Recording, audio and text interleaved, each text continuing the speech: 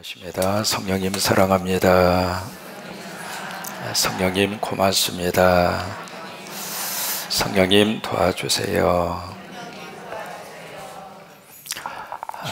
예레미야 2장의 말씀의 시작의 문은 여호와의 말씀이 내게 임하니라. 이 말씀으로 예레미야 2장의 말씀의 문이 확 열립니다. 1장에서도 이 말씀이 3번 강조해서 반복을 하고 있거든요. 1장에 다시 한번 넘어가서 보시면 4절에 여호와의 말씀이 내게 임하니라. 그리고 나서 이르시되 그렇게 나가죠. 그 다음에 11절에서도 여호와의 말씀이 또 내게 임하니라. 그리고 이르시되 그렇게 나갑니다. 그 다음에 13절에서도 여호와의 말씀이 다시 내게 임하니라. 그 다음에 이르시되. 여기서 이제 뭔가 한 가지 이것을 우리가 발견할 수 있는데, 선지자들이 해야 하는 일이 바로 이거였습니다. 선지자들은 누구냐면 자기의 말을 자기 식대로 자기 생각대로 말하는 사람이 아니라 누구 말을? 하나님 말씀. 이게 선지자의 가장 중요한 출발입니다. 그래서 이제 선지자의 역할의 가장 큰 역할은 하나님 편에서 이스라엘 백성들을 향하여 사역하는 사람, 이게 선지자입니다. 이제 정반대의 케이스의 역할이 있죠. 백성들의 입장에서 하나님을 향하여 사역하는 사람, 그 사람들을 제사장이라고 합니다. 그래서 제사장들을 보면 철저하게 백성들 편에 서 있습니다. 그 이야기는 무슨 얘기냐면, 백성들의 입장에서 하나님 용서해 주세요. 백성들의 입장에서 하나님 이런 일이 있으니까 하나님 이해해 주세요. 하나님께서 노여움을 풀어주세요. 하나님 징계를 거두어 주세요. 이제 그런 식으로 마치 자식 입장에서 부모가 딱 서서 자식을 변호하는 것처럼 그 역할과 그 사역을 하는 사람들이 제사장들입니다. 그런데 선지자들은 달라요. 선지자들은 철저하게 하나님 편에 서 있습니다. 그래서 하나님 편에 서서 하나님이 주시는 말씀을 백성들을 향하여 품어내는 거예요. 하나님 이렇게 말씀하신다. 하나님 이렇게 말씀하신다. 하나님 이렇게 말씀하신다. 그러니까 선지자들은 첫 번째로 말씀을 받아야 돼요. 말씀을 받지 않으면 자기 생각이 나갈 수밖에 없고, 말씀을 받지 않으면 자기의 논리만 펼칠 뿐이에요. 그래서 철저하게 선지자들은 하나님과의 관계가 계속 소통이 되어져야 돼요. 소통이 되어져서 하나님의 때마다, 그리고 그 시대마다, 그리고 그 순간마다 필요한 말씀을 하나님이 주셔야 돼요. 여러분 예배 드릴 때마다 하나님이 말씀을 주시기를 축복합니다. 그래서 여기 1절에서도 여호와의 말씀이 내게 임하니라. 그리고 나서 그 다음에 이르시되, 이렇게 나가는 거예요. 그러면서 무슨 말씀을 주셨느냐, 2절에 보시면 가라, 가서 그 다음에 외칠지니라, 그렇게 말씀을 하시죠. 여기 가라, 이것은 계속해서 복음서에서도 이제 이 말씀의 역사가 계속 이루어지잖아요. 우리가 은혜 받고 이것으로 끝나지 말고 현장으로 가라고 하는 거예요. 영성은 어디에서 키워지게 되는가? 현장에서 키워집니다. 우리가 아이들이 영어 잘하기를 원하잖아요. 어떻게 영어를 잘할 수 있을까? 영어만 할 수 있는 현장으로 가서 내박쳐 놓으면 다 먹고 살기 위해서 다 하게 되어져 있습니다. 그러니까 현장에 가야, 그래야 실력이 나오는 거예요. 그리고 우리 성도들의 실력은 교회 안에서 나오는 게 아닙니다. 성도들의 실력은 세상에서 나와야 돼요. 예수 안 믿는 사람들 속에 들어가서 거기서 예수 믿는 사람의 실력이 나와야 돼요. 마귀와 사탄이 들끓는 그 속에 들어가서 성령의 기름 부음 받은 자의 실력이 나와야 되고. 아멘? 그런 거지 그냥 우리끼리 이거 아니란 말이죠. 그래서 계속해서 말씀을 받고 은혜를 받은다고 하면 꼭 가라고 하신 거예요. 왜? 가야 거기에서 영성이 살아나게 되고, 가야 거기에서 하나님의 사람으로 이렇게 야성도 살아나게 되고, 가야 거기에서 하나님을 의지하는 믿음이 거기서 새로 날 수 있기 때문에 그런 거예요. 그래서 가서 뭘 하는가? 외치라고 하는 거예요. 여기 외치라고 하는 것은 영어로 프로크라임이라고 하는 단어를 씁니다. 이것을 발로 헬라어로 케르고마라고 그래요. 들어보셨나 모르겠습니다. 이 케르고마가요, 교회의 가장 중요한 기능 가운데 하나입니다. 교회를 여러 가지로 설명을 하거든요. 그 중에 하나가 케르고마예요. 영어로 프로크라임. 프로크라임이라고 하는 것은 말 그대로 선포예요. 선포. 그러니까 이 강대상에서 하나님의 말씀은 어떻게 하는가? 하나님의 말씀은 선포하는 거예요. 여러분, 선포라고 하는 그 단어의 뜻은 이해시키는 것을 선포라고 말하지 않습니다. 어떻게 해서든지 성도들의 이해를 구하고 성도들이 동의해 주기를 바라고 성도들의 생각과 마음속에 어떻게 하면 잘 합리적으로 이것을 잘 요리를 해서 성도들의 입맛에 맞게끔 이것을 전달할까? 그것이 첫 번째 요소가 아니라 그 말이에요. 여러분, 프로크라임, 이 선포라고 하는 것은 그냥 던져주는 거예요. 그것이 바로 여기서 말씀하시고 있는 외치라라고 하는 그 단어의 뜻입니다. 그렇기 때문에 강대상에서는 하나님의 말씀으로 선포가 돼야 돼요. 하나님의 말씀으로 선포가 돼야 돼요. 하나님의 이름으로 선포가 돼요. 그래야 여기에서 역사가 나타나는 거예요. 선포하는 사람도 그렇게 선포를 하고, 또 하나, 그 말씀을 받아 먹을 때에도 하나님의 말씀으로 먹을 때 그때 그 말씀의 역사가 내 속에서 능력으로 임하는 거예요.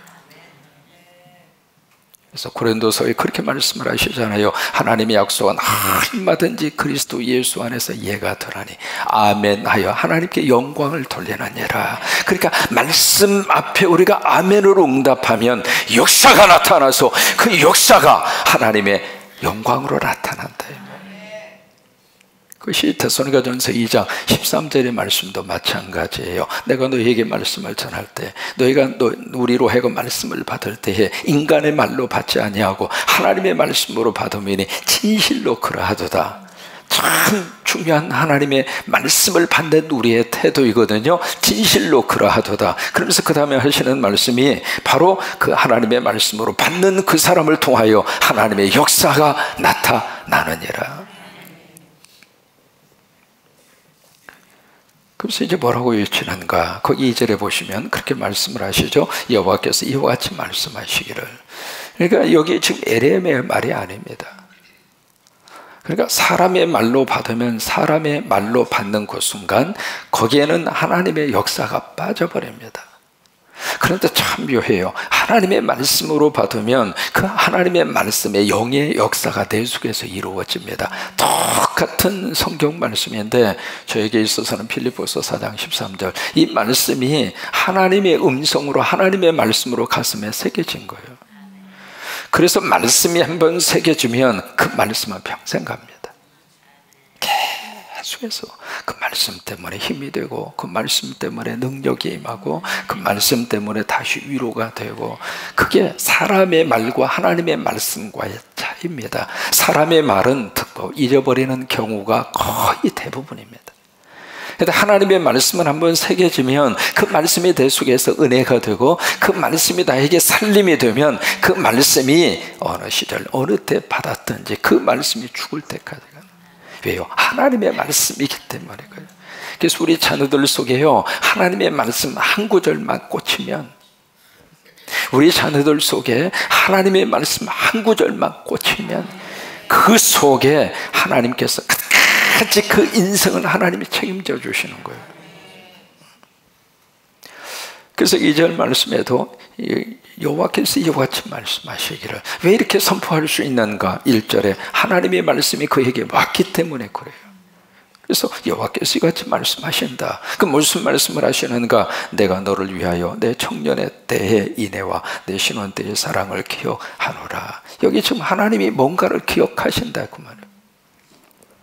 하나님이 기억을 하시는데 뭘 기억을 하시는가? 청년 때의 인애와 내 신혼 때의 사랑을 기억한다. 이 부분을 영어 번역에 보시면 그렇게 되어 있습니다. 내가 너의 젊은 날 나를 향한 너의 헌신을 내가 remember, 기억하고 있다. 그러니까 여러분, 하나님은 하나님을 위해서 사역하고 하나님을 위해서 헌신하는 하나님의 자녀들의 그 헌신과 사역을 다 기억하시는, 선교를 위해서 시간을 바치고 정성을 바쳐서 하나님 앞에 어떻게 쓰든지 십자가를 세우려고 하는 성도들의 헌신을 하나님이 꼭 기억하셔요. 우리 입장으로서는 십자가 세우고 나면 그 십자가 무슨 이름이 드러납니까? 뭐가 드러납니까? 그래도 괜찮아요.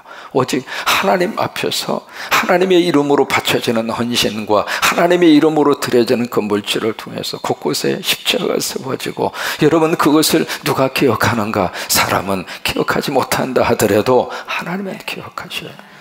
사도행전 10장에 보시면 고넬료를 기억하잖아요. 고넬료 이 사람 아주 특이한 경력을 가진 사람입니다.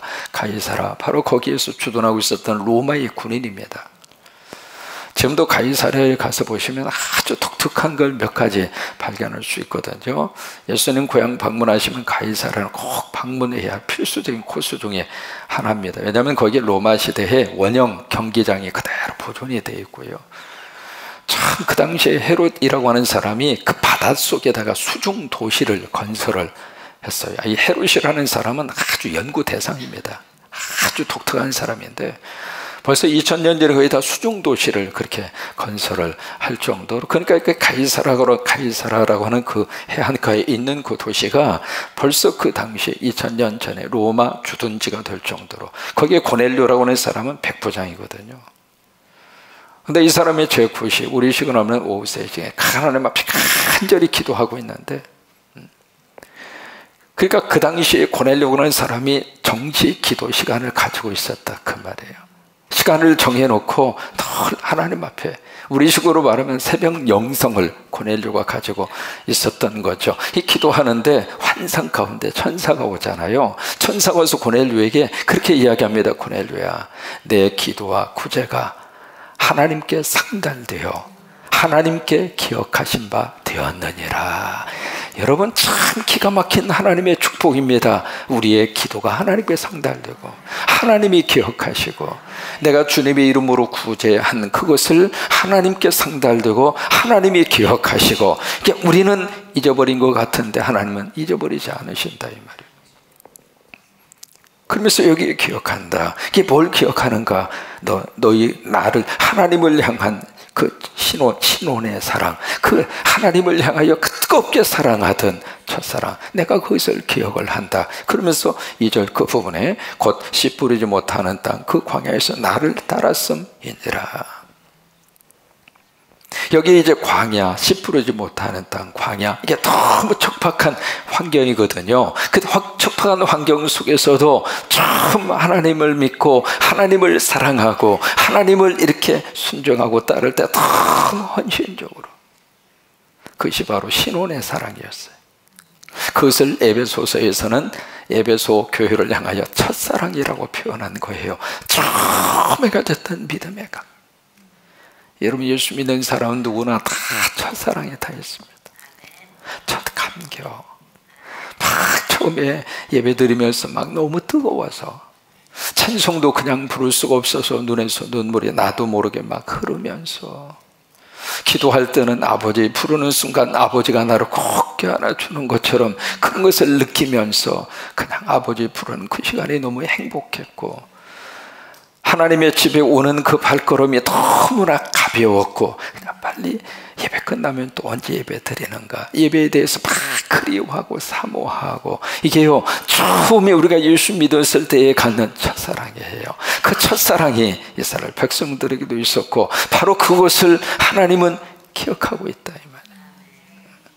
그 여기 말씀의 그 뒤에 배경에는 뭐가 있는가? 지금은 그 처음에 가졌던 신혼 때의 사랑이 바닥을 쳤다 그 말이에요. 그 사랑이 이제는 식어버렸다 이 말이에요. 참 사람이 참 묘합니다. 신혼 초에는요 환경이 전혀 문제가 되지 않습니다. 방 한 칸에서 무슨 거기에 무슨 식탁이 있습니까? 뭐가 있습니까? 그냥 신문지 하나 깔아놓고 거기다 김치 하나 넣고 먹으면서도 막 웃음꽃이 터지죠. 그냥 신혼 때에는 이것저것 그런 것들이 눈에 들어오지 않습니다. 오직 사랑하는 사람이 내 옆에 있다고 하는 그 사실 하나, 그것 때문에 모든 것들이 다 덮어지고. 근데 이게요 허니문 기간이 끝나고 신혼의 시절이 다 끝나고 나면 이게 깨가 쏟아지는 것이 아니라 깨 자꾸 털면 먼지만 펄펄 나는 거예요. 이 먼지만 나면 괜찮은데 이게 추우니까 깨따라도 태워서 우리가 몸을 녹여야 될 거 아니겠어요? 깨따를 태우면 그때는 이제는 연기 나지. 연기 나니까 눈물, 콧물 그냥 줄줄줄줄줄 흐르지. 그러면서부터 이게 참 인간 관계가 묘한 관계로 그렇게 변질이 되는 거예요. 있어서 좋았는데 이제는 있어서 열받치고, 함께하고 싶었는데 함께한 공간에 같이 살면서도 왠지 모르게 상대에 대해서 내 가슴 속에 장벽이 하나씩 둘씩 그렇게 장벽이 쌓여지기 시작하고, 그래서 아무것도 아닌 일 가지고 서로 티각태각 그러다가 그냥 속이 뒤집어지고 뚜껑 열리고 날아가고 육탄전이 벌어지고, 그러나서 그때부터는 이제는 한 구령 입을 싹 닫고 3개월, 5개월, 6개월, 어떤 할아버지는 7년간 말을 아예 안 해버렸답니다.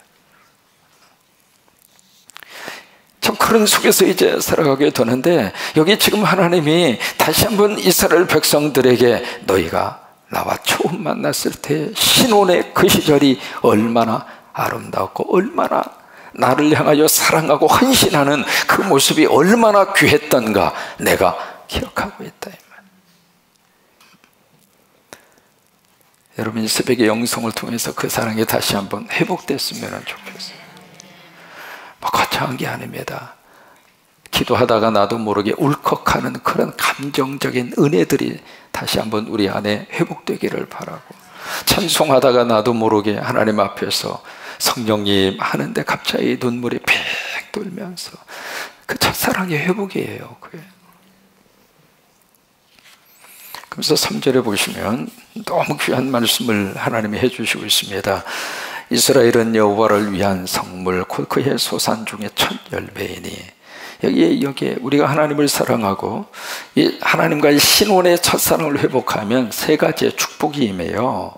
그 중에 첫째가 바로 뭐냐면, 우리 예수 믿는 사람 성도들은 하나님의 성물입니다. 성물. 이 성물이라고 하는 것은 영어로 holy, 거룩하다 그 말이에요.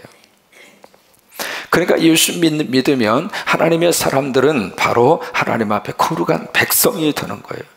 하나님 앞에 구별된 사람이 되는 거예요. 그래서 이제 3절에 여호와를 위한 성물이라 라고 하는 단어가 그래서 나온 거예요. 우리 모두는 하나님이 우리를 구별하셔서 거룩한 백성으로 하나님의 성물입니다. 우리 스스로가 내가 거룩해서 거룩한 자가 되는 것이 아니라 하나님이 거룩하게 하셔서 우리를 성물로 삼아 주신 거예요. 그 다음에 두 번째는 여기 그의 소산 중에 첫 열매라 라고 하는 말씀이 나오잖아요. 여기 하나님의 소산 중에 첫 열매라, 그러니까 하나님이 맺어가시는 첫 열매라. 이 첫 열매라고 하는 것이 고린도전서 15장으로 가서 보시면 바로 예수님이 부활의 첫 열매잖아요. 그리고 우리는 모두가 그 첫 열매를 따라가는 열매들이라 그 말이에요. 그 다음에 세 번째로 창세기 12장에 주시는 말씀이죠. 바로 뭐냐면 복의 근원이 되게 하십니다. 그래서 창세기 12장 3절에 아브라함에게 주신 말씀이 있잖아요. 너 축복하는 자에게 내가 복을 내리고 너를 저주하는 자에게 내가 저주하리니 땅의 모든 족속이 너로 말미암아 복을 얻을 것이라. 참 이게 너무 귀한 하나님의 축복이죠.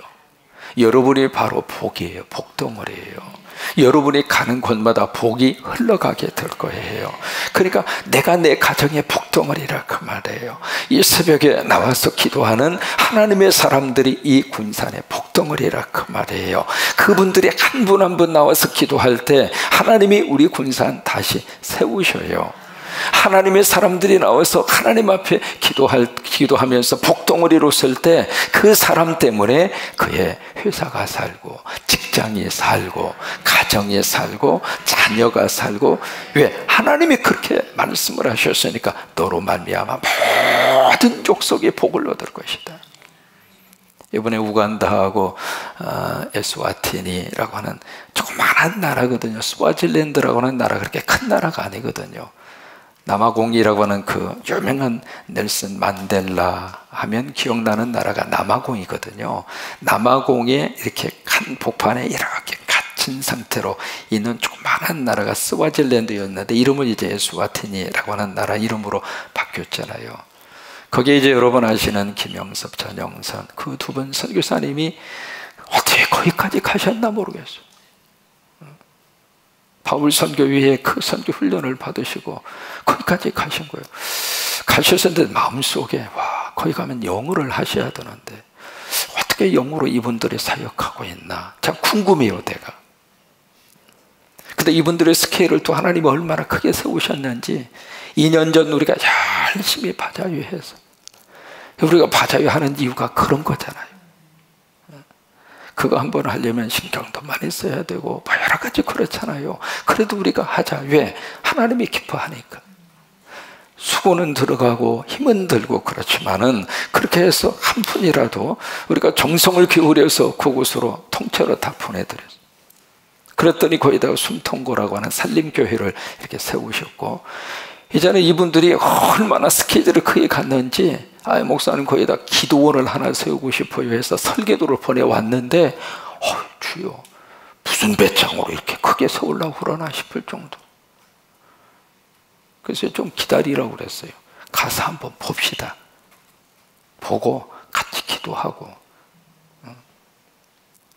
그래서 우리가 보내준 한 6, 700만 원 그 가운데 숨통고라고 하는 그 교회당 세우는 곳에 한 800에서 한 900만 원 정도 쓰신 것 같고, 나머지 가지고 지금 기도원 해보려고 지금 몸부림을 치고 계시더라고요. 여러분, 우리 이 성광교회 이름으로 가서 밟는 장소마다 하나님이 복을 주실 줄로 믿어요. 너로 말미암아 복을 받을 것이다, 그 말이에요. 그러니까 이게 참 하나님의 거룩한 축복이잖아요. 그러면서 그 다음에 하시는 말씀이 너를 축복하는 자에게는 내가 복을 주고, 이게 하나님의 복을 받는 비결입니다. 여러분, 어떤 일이 있어도 축복하세요. 왜요? 그래야 내가 복을 받아요. 아내도 축복하시고 남편도 축복하시고 어떻게 쓰는지 자녀들도 축복하세요. 그러니까 내가 여기 있는 이 창세기 12장 3절 말씀이거든요. 너를 축복하는 자에게는 내가 복을 주. 왜냐하면 그 너라고 하는 대상 속에 누가 있는가? 하나님이 계세요. 예수님이 있다는 이야기는 내 안에 하나님이 계신다, 그 말이에요. 그러니까 예수 믿는 사람을 축복하는 것은 하나님을 축복하는 거나 마찬가지 결과가 되는 거예요. 그러니까 하나님이 복을 주시는 것이고, 그 다음에 저주하는 자에게, 왜 저주하는 자에게 저주를 내릴까? 하나님을 저주하니까. 그래서 3절에서도 그 말씀을 3절에 그 다음 말씀이 그래서 나오는 거예요. 그를 삼키는 자면 모두 벌을 받아 재앙이 그에게 닥치리라. 여호와의 말씀이니라. 그래요. 우리 예수 믿으면 세 가지 축복. 첫째로 하나님의 성물이 돼요. 저와 여러분 하나님의 성물입니다. 고린도전서 3장 16절, 바로 우리 안에 하나님의 영이 거하시는 하나님의 전인 줄을 알지 못하느냐. 우리가 하나님의 성물입니다. 두 번째, 우리는 하나님의 처음 맺는 첫 열매, 소산의 첫 열매입니다. 세 번째, 우리는 하나님의 복덩어리입니다. 그래요. 이 세 가지 오늘도 이 말씀 기억하고, 우리가 처음 가졌던 신혼때의 그 영적 신혼때의 그 사랑을 다시 한번 마음속에 회복하면서, 주님 사랑합니다, 성령님 사랑합니다, 성령님 오늘도 함께하여 주시옵소서. 성령의 은혜가 넘치기를 주의 이름으로 축원합니다.